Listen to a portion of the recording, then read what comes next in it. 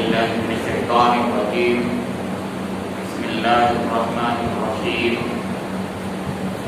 يا أيها الناس قد جاءتكم موعظة من ربكم وشفاء لما في الصدور هدى ورحمة للمؤمنين قل بفضل الله وبرحمته فبذلك فليفرحوا هو خير مما يجمعون صدق اللہ مولانا العظیم۔ محترم بزرگوں، عزیز ساتھیوں اور پیارے بچوں، یہ سورہ یونس کی 57 اور 58 دو آیات آپ کے سامنے تلاوت کی گئی ہیں۔ اللہ رب کریم کا ارشاد گرامی ہے، لوگوں تمہارے پاس تمہارے رب کی طرف سے نصیحت آ گئی ہے۔ یہ وہ چیز ہے جو دلوں کے امراض کی شفا ہے، اور جو اسے قبول کر لیں ان کے لیے رہنمائی اور رحمت ہے۔ اے نبی صلی اللہ تعالی علیہ وآلہ وسلم، کہو کہ یہ اللہ کا فضل اور اس کی مہربانی ہے کہ یہ چیز اس نے بھیجی، اس پر تو لوگوں کو خوشی منانی چاہیے۔ یہ ان سب چیزوں سے بہتر ہے جنہیں لوگ سمیٹ رہے ہیں۔ یہ دو آیات جو سورہ یونس کی ہیں، اللہ رب کریم نے اپنے کلام کی جو عظمت ہے اس کا تصور دلانے کے لیے، اور اس کے اندر جو اصلاح اور انقلاب کی پاور ہے اس کو بتانے کے لیے نازل فرمائی ہے۔ گزشتہ جمعے میں یہ بات آپ کے سامنے آئی تھی سورہ بقرہ کی آیت سے، شہر رمضان الذی انزل فیہ القرآن ھدی للناس وبینات من الھدی والفرقان فمن شہد منکم الشہر فلیصم۔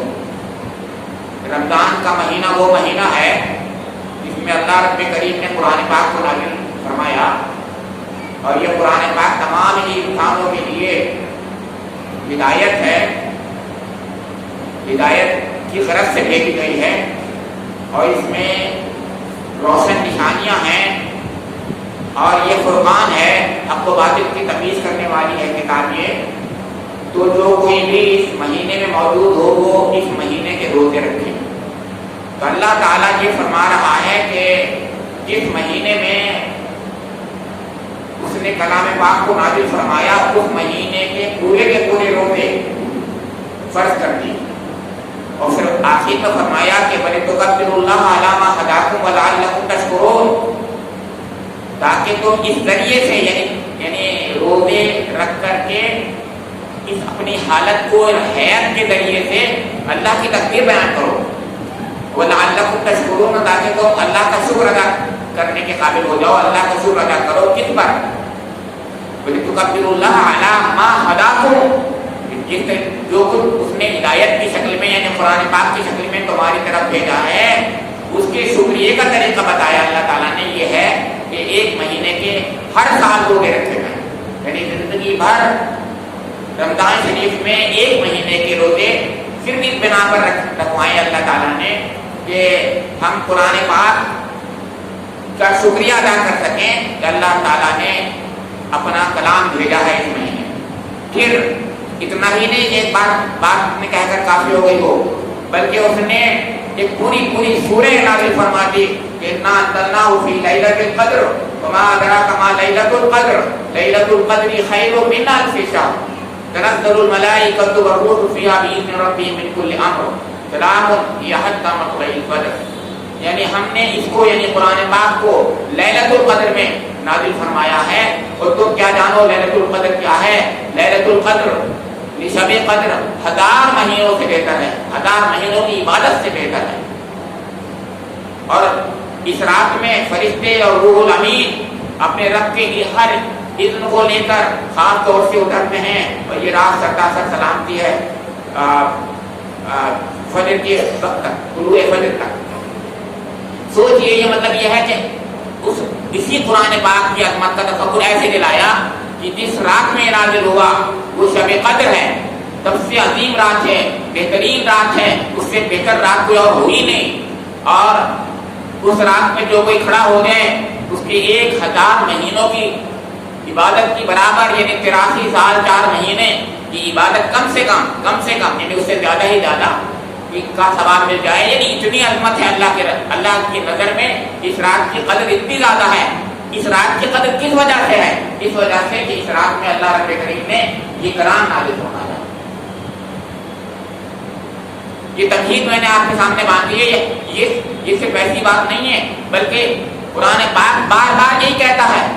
आप हर सूरे को पढ़िए। अभी इस वक्त हम सूरह इब्राहिम पढ़ रहे थे, अभी दर्स दे रहे थे, दर्स चल रहा है। उसमें शुरू ऐसे ही हुआ है कि अलिफ लाम रा किताबुन अंज़लनाहु इलैका। हमने ये किताब, और जब किताबुन कहा जाता है ये नकिरा है, हमारे डॉक्टर साहब जानते हैं अरबी के हैं, ये नकिरा है। ये तफ़हीम शान के लिए हुआ करता है। तफ़हीम शान का मतलब ये होता है उस चीज की शान बताई जाती है उस जगह। किताबुन जब कहता है अल्लाह ताला, यानी हमने ये आलीशान किताब भेजी है।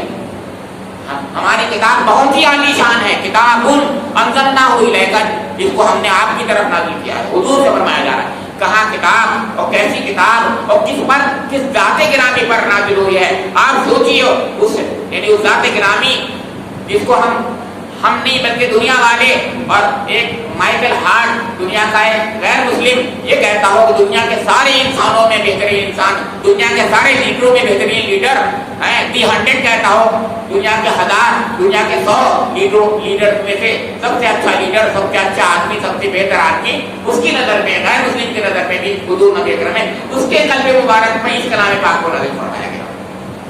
आप सोचे तो कभी इसकी अजमतों का तसव्वुर हम नहीं कर सकते। मैं सिर्फ यहाँ पर ये सिर्फ 2 आयत आपके सामने रख रहा हूँ, और ये सिर्फ एक तसव्वुर दिलाना चाहता हूँ आपके सामने कि इसकी इनकलाबी तासीर क्या है, ये क्या करता है, ये क्या करना चाहता है, इसने क्या किया। तारीख इंसानी गवाह है कि इसने इंसानों के कुलूब को बदल दिया, कौमों में इनकलाब बर्पा कर दिया। आज दुनिया जानती है, सब लोग आज क्यों घबराते हैं, इस्लामी में क्यों घबराते हैं, आपको मालूम है, सिर्फ किताबुल्लाह की वजह से घबराते हैं। क्योंकि इस किताब की हामिल ये कौम है, और जब इस किताब को हकीकत में समझने लगती है तो फिर दुनिया में इनकलाब लाती है, और लाती रही है।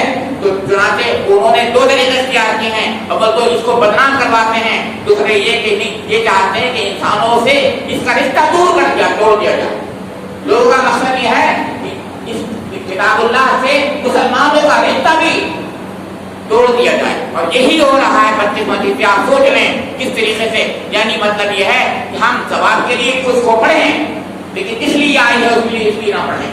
जरूर सवाब के लिए पढ़ें। सवाब भी एक चीज है, जन्नत भी हमें चाहिए, और जन्नत सिर्फ किसी चीज से थोड़ी मिलती है। जन्नत मिलती है अल्लाह ताला को राजी करने से। अल्लाह की राजी कैसे होती है वो भी ये किताब बताती है। तो फरमाया या अय्युहन्नास, ऐ लोगों, तमाम इंसानों से खिताब है, कद जाअतकुम मौइज़तुम मिन रब्बिकुम, तुम्हारी तरफ ये किताब यकीनन आ गई। कद जाअतकुम, ये जरूर यकीनी तौर पर देख लो, ये आई हुई है किताब। कद जाअतकुम मौइज़तुम मिन रब्बिकुम, तुम्हारे रब की तरफ से मौइज़ा है। ये मौइज़ा किसे कहते हैं? एक जमाने में वाद हुआ करते थे, आप जानते हैं, आप ज्यादा वाद नहीं होते, लेकिन वाद हुआ करते थे। वाद दिलों को नर्म करने के लिए हुआ करते थे, लोगों को नसीहत करने के लिए हुआ करते थे। वाद के माने नसीहत के होते हैं। नसीहत क्यों की जाती है, सोचे कभी आप? सबसे पहली बात नहीं आई, नसीहत क्यों की जाती है? इसलिए कि मैं अपने भाई, अपनी बहन, अपने किसी रिश्तेदार के बारे में सोचता हूँ कि इसके अंदर एक बड़ा छोटी सी कमी है, ये कहीं गलती कर रहा है, ये दुनिया में नुकसान उठा जाएगा, या आखिरत में कहीं ऐसा ना हो उसका रब से नाराज हो जाए, ये कहीं खुदा ना खास्ता जहन्नम का मुस्तहिक नहीं हो जाएगा।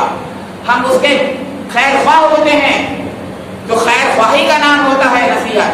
मौइज़त खैर ख्वाही होती है। अद्दीन अन-नसीहा, हुजूर ने भी फरमाया कि दीन तो अन-नसीहा है, नसीहत है। तो कहा किसकी नसीहत, कैसी नसीहत? कि नसीहत इंसानों के लिए, अल्लाह के लिए, तमाम इंसानों के लिए, रसूलुल्लाह के लिए, सबके लिए नसीहत है। ये یہ دین سب کے لیے نصیحت ہے، یعنی سب کے لیے خیر خواہی کا سامان ہے، سب کے بارے میں اچھا سوچنے کا، سب کے بارے میں یعنی اس سے محبت کرنے کا، اس کی اصلاح کرنے کا یعنی یہ پیغام لے کے آیا ہے۔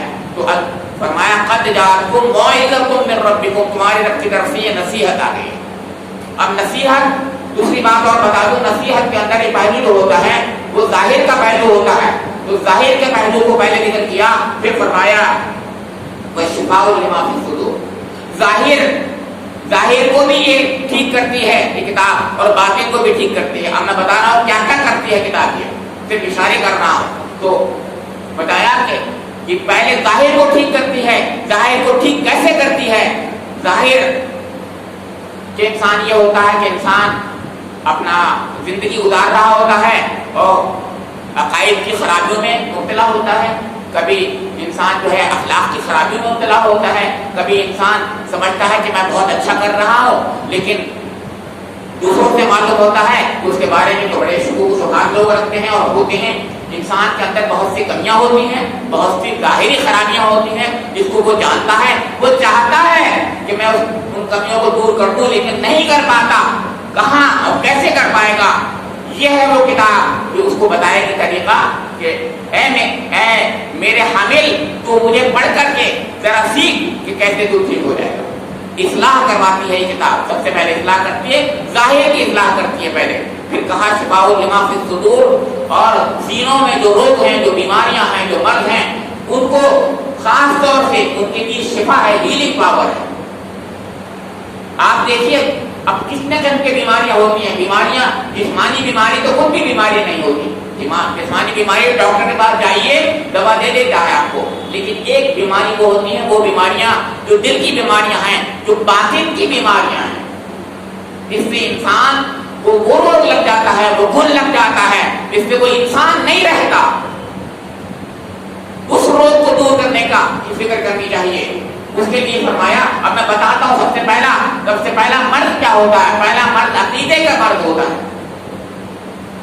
عقیدے میں سب سے زیادہ 3 قسم کی باتیں آپ رکھیے، پہلا کفر ہوتا ہے، پھر شرک ہوتا ہے، پھر جو ہے نفاق ہوتا ہے۔ یہ 3 قسم کے عقیدے کے تعلق سے چیزیں ہیں، یہ انسان کے اندر خدا نخواستہ ہو جائیں تو پھر وہ کوئی انسان نہیں ہے، وہ بہت بڑا مریض انسان تو ہے، لیکن بہت بڑا مریض ہے، ایسا مریض جس کا تصور نہیں کر سکتے آپ۔ اس کی سانس بظاہر چل رہی ہے لیکن وہ مردہ ہے۔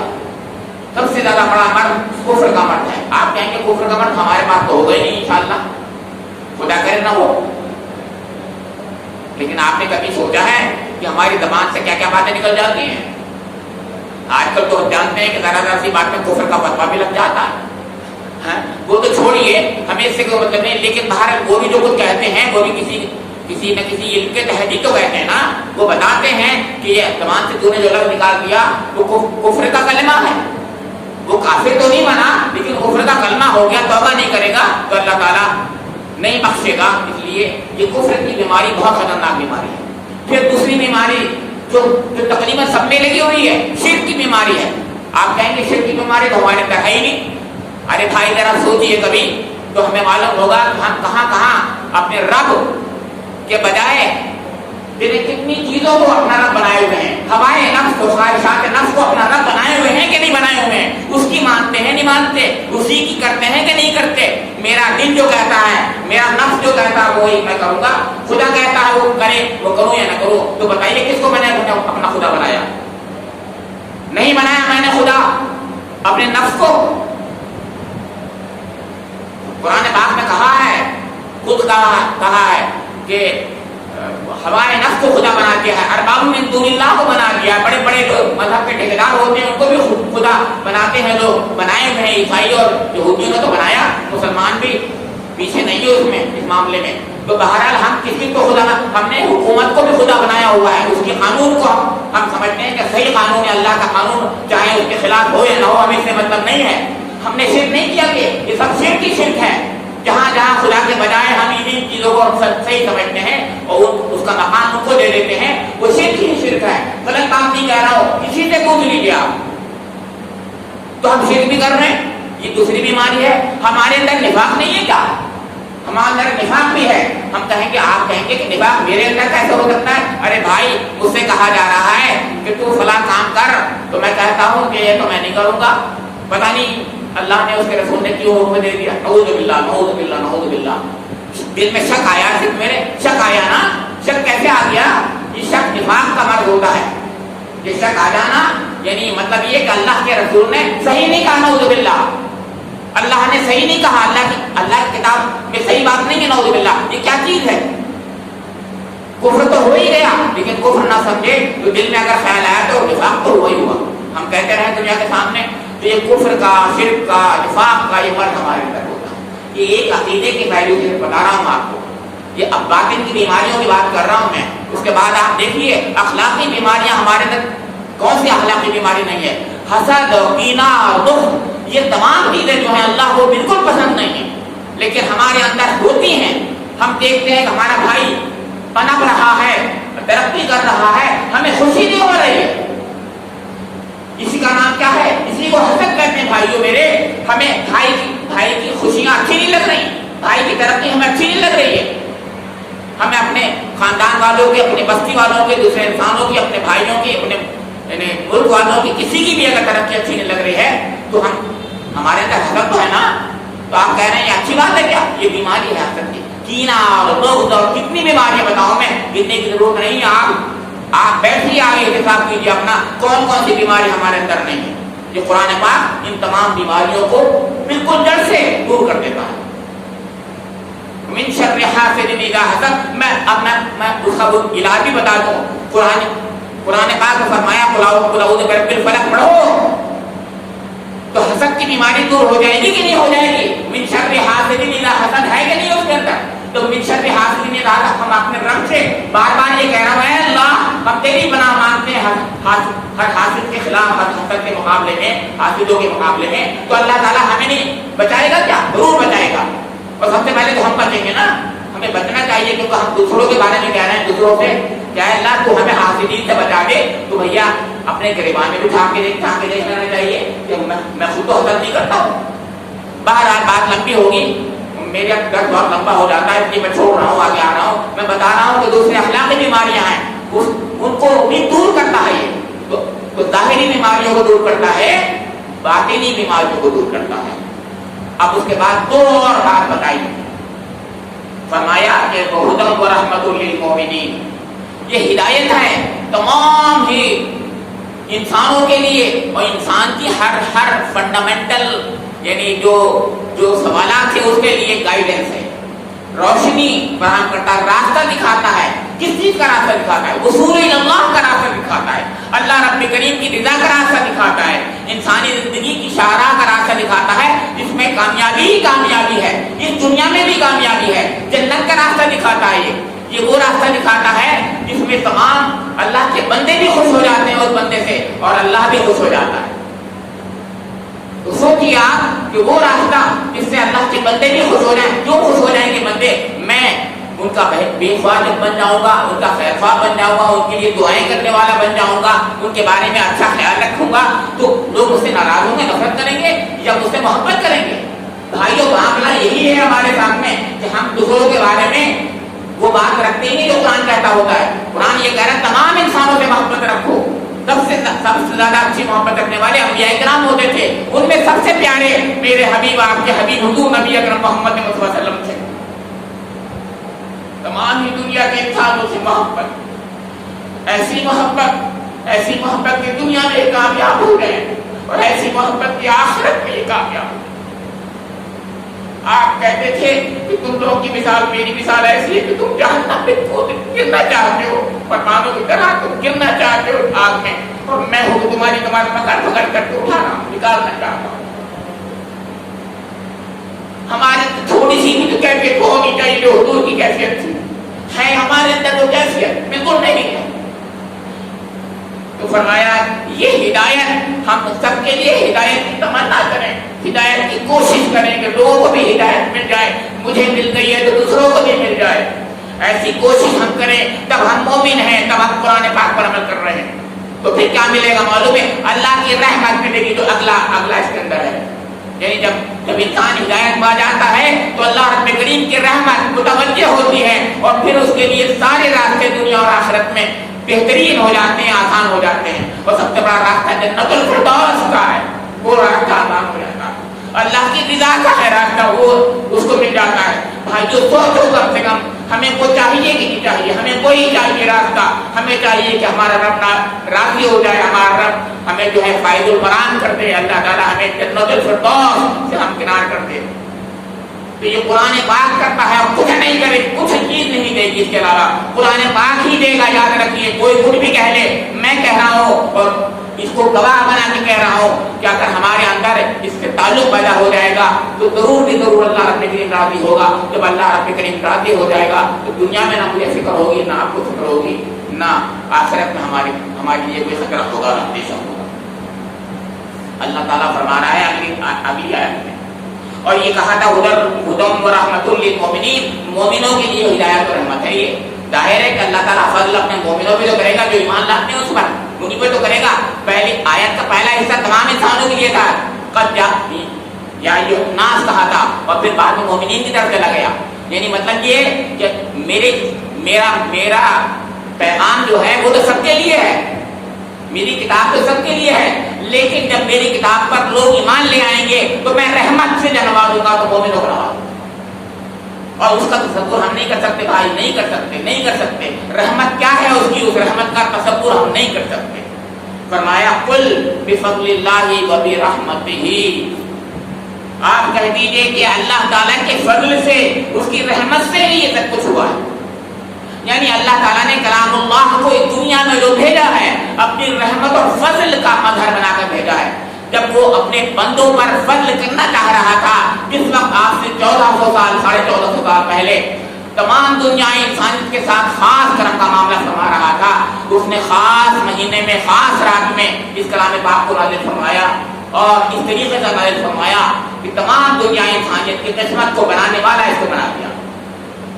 ان اللہ یرفع بہذا الکتاب اقواما ویضع بہ آخرین، اس کے ذریعے سے انسان اور قومیں جو ہیں بلند سرفراز ہوں گی اور ہوتی ہیں، اس کے ذریعے سے، اور اس کو نہیں مانے اگر تو پستی میں چلی جاتی ہیں۔ یہ قرآن پاک خود کہتا ہے، خیرکم من تعلم القرآن وعلمہ، سب سے بہتر تمہیں وہی ہے جو قرآن پاک کو سیکھے اور سکھائے۔ کیوں؟ کیونکہ اس کے پاس قرآن ہے، تو دنیا میں قرآن کی روشنی لے کر، چراغ لے کر چلے گا تو پھر کیا ہوگا؟ پھر چراغ سے چراغ بھی جلیں گے اور رحمتوں کا چاروں طرف جو ہے اللہ تعالیٰ جو ہے فیضان عام کر دے گا، رحمتوں کا فیضان عام ہو جائے گا۔ میں نے کہا محبتیں عام ہو جائیں گی، سوچئے محبتیں عام ہو جائیں گی۔ فرمایا کہ فَبِذَلِكَ فَلْيَفْرَحُوا، یعنی اللہ کی فضل پر، رحمت پر جو اس نے کلام اللہ کی شکل میں، اس کے نزول کی شکل میں انسانوں کے اوپر بھیجا ہوا ہے، اس پر ہمیں خوشیاں منانا چاہیے۔ فَلْيَفْرَحُوا فَبِذَلِكَ فَلْيَفْرَحُوا، اس پر تو خوشیاں منانا چاہیے۔ خوشیاں کس چیز پہ منائی جاتی ہیں؟ جو چیز مطلوبہ ہمیں مل جاتی ہے، جس چیز کی ہم تمنا کرتے ہوتے ہیں، جس کی ہم دعائیں کرتے ہوتے ہیں، جس کی ہم خواہش کرتے ہوتے ہیں، وہ چیز مل جائے ہمیں اگر تو ہم اس پر خوش ہوتے ہیں۔ سب سے زیادہ بہتر چیز قرآن پاک یہ کہہ رہا ہے، سب سے زیادہ بہتر چیز، سب سے بڑی نعمت، سب سے بڑی چیز، اچھی چیز جو ہو سکتی ہے وہ کلام اللہ ہے۔ اس کو اب آپ کہیں گے تو اس زمانے کی بات تھی، آج کے لیے کیسے؟ نہیں بھائی، آج آپ کو مجھے توفیق مل جائے کہ میں اس کے ساتھ جڑ جاؤں، بھائیو اس کے جڑ جانے پر ہم کو جو ہے وہ خوشی ملے گی، اس کے جڑنے پر ہماری زندگی بدل جائے گی، انقلاب آ جائے گا، اس کے ساتھ تعلق قائم کرنے پر ہماری زندگیوں میں نور آ جائے گا، ہم جو ہے بہترین انسان بن جائیں گے، ہمارا رب ہم سے راضی ہو جائے گا۔ فرمایا کہ یہ جو نعمت ہے اس پر ان کو خوش ہونا چاہیے۔ فرمایا ہوا خیر مما یجمعون، یہ ان تمام چیزوں سے بہتر ہے، سب سے بہتر ہے، جیسا کہ انسان دنیا میں زیادہ سے زیادہ بڑی سے بڑی چیزیں یعنی جمع کر رہے ہیں۔ اب کیا جمع کرتا ہے انسان؟ چند ٹکوں کے لیے میں کہوں گا کوئی لاکھ روپے، کوئی کروڑ روپے، کوئی بینک بیلنس، کوئی مکان، کوئی کار، یہی چیزیں ہیں چھوٹی چھوٹی چیزیں، اس کے لیے ہی وہ مرا جاتا ہے، اس کے لیے بدنام ہوتا ہے، اس کے لیے ذلیل ہوتا ہے، اس کے لیے تمام غلط کام بھی کر جاتا ہے کبھی کبھی۔ تو جو جمع کرتا ہے انسان میں دنیا دنیا کی چیزیں وہ سب سے بہتر ہے. یہ صحیح بات ہے, بالکل صحیح ہے, سب سے بڑی نعمت ہے, کیونکہ وہ اس پر اگر اکٹھا ہو جائیں, اس کو اپنے قلب میں جگہ دے دیں, اس کو اپنی زندگیوں کو منور کر دیں, اگر ہم تو حقیقت یہ اس سے بہتر کوئی چیز نہیں ہے. اللہ رب کریم مجھے اور آپ لوگوں کو بھی قرآن پاک سے وہ محبت پیدا کر دے, وہ تعلق پیدا کر دے جو مطلوب ہے. اللہ تعالیٰ اس قرآن پاک کو جو اس مہینے میں اللہ رب کریم نے نازل فرمایا ہے, جس کا شکریہ کا طریقہ ایک مہینے کے پورے روزے ہیں, ایک سال نہیں بلکہ ہر سال روزے ہیں. اللہ تعالیٰ اس کلام پاک سے وہ تعلق پیدا کراتے, ایسا تعلق جیسا مطلوب ہے. اور اللہ تعالیٰ شکریہ کا طریقہ وہی طریقہ, یعنی صحیح طریقے سے ہمارے روزے اور کلام پاک ہمارا جو ہے پورا کروا دے, تو اللہ تعالیٰ کی ذات سے امید ہے کہ ہماری زندگیاں منور ہو جائیں گی, ہماری اصلاح ہو جائے گی. اور ہم کوشش بھی کریں, عمل سے بھی کوشش کریں, دعائیں بھی کریں, کوشش بھی کریں, تو انشاءاللہ ہماری زندگیاں اس رمضان میں جیسی اچھی ہوں گی, اگلے مہینوں میں بھی ہماری بہتر زندگی رہے گی انشاءاللہ. اور یہی مقصود ہے, یہی مطلوب ہے کہ زندگی ہماری پوری کی پوری بہتر ہو جائے, اور اس حال میں ہماری موت ہو کہ رب کریم ہم سے راضی ہو. ربنا تقبل منا انک انت السمیع العلیم وتب علینا انک انت التواب الرحیم وآخر دعوانا